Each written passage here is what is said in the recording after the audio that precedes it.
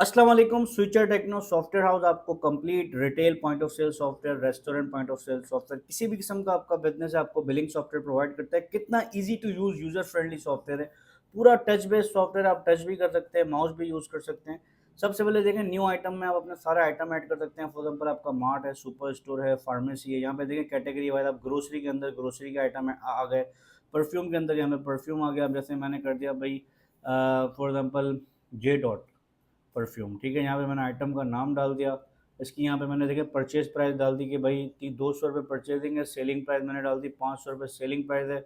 Item की image upload करनी है, यहीं से ब्राउज करके इमेज भी आप अपलोड कर सकते हैं। इसका देखें जो सेल पॉइंट है कितना ब्यूटीफुल, यहाँ पे सेल विंडो बनी हुई है। यहाँ पे देखें, आप परफ्यूम से क्लिक करेंगे तो यहाँ पे परफ्यूम सारे आ गए। अब जे डॉट परफ्यूम पे मैंने पंच किया, ये पंच हो गया। दो क्वांटिटी पे मैं दो यहाँ पे क्वांटिटी भी बढ़ा सकता हूँ। यहाँ मैं मैनुअल दो बार टच करूंगा, ये तीन टच हो गया, तीन क्वांटिटी हो गई।